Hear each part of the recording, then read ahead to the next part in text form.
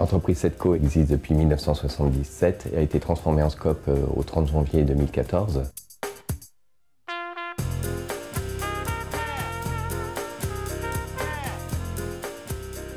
Monsieur Rio, il y a 2 ans, commençait déjà à préparer son départ en retraite.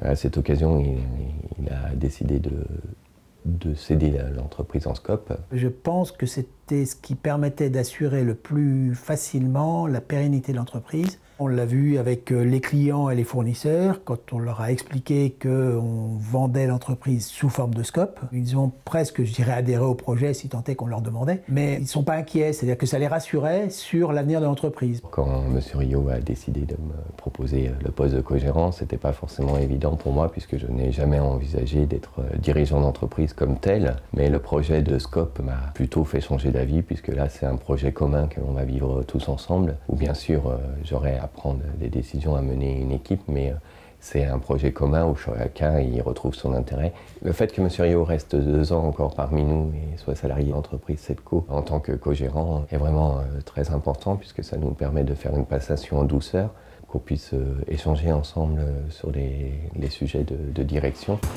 Bonjour Bertrand. Monsieur Maître Jean. Vous allez bien? Merci d'être venu pour la réunion. Oui. Merci. On va se voir pour le prévisionnel, comme on avait dit. D'accord. La transmission s'est passée en plusieurs phases. Il y a une phase d'analyse qui a été faite par leur SCOP sur la faisabilité du projet. Il y a une phase d'information très précise faite au personnel, afin de bien leur expliquer le projet. Ensuite, il a fallu monter un dossier administratif avec leur SCOP pour l'octroi des subventions. Il a fallu également demander des financements.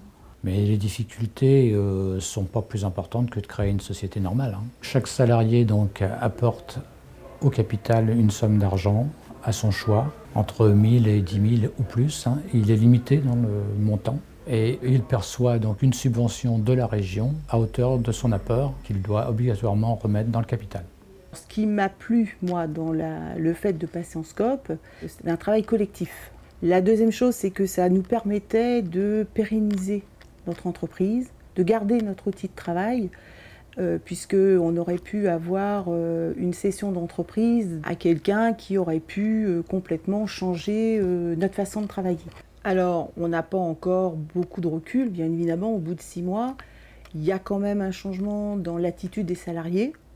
On voit bien que les gens ont une implication beaucoup plus directe, beaucoup plus productive, et c'est vrai que c'est une vraie aventure humaine.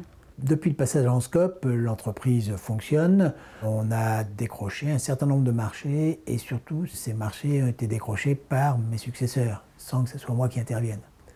Ce qui nous a quand même permis de recruter 2 personnes à qui on a proposé de prendre des parts, qui réfléchissent et dont je pense qu'ils rentreront dans la SCOP. Le conseil premier, évidemment, c'est d'avoir d'abord la volonté profonde de transmettre à ses salariés. Ensuite, prendre du temps, 6 mois, 8 mois peut-être, parce que il y a forcément des impondérables. Et puis surtout se faire assister par leur SCOP, qui est l'organisme qui est spécialisé, parce qu'y aller tout seul, c'est un petit peu dangereux. Et puis bien sûr, l'assistance de l'expert comptable.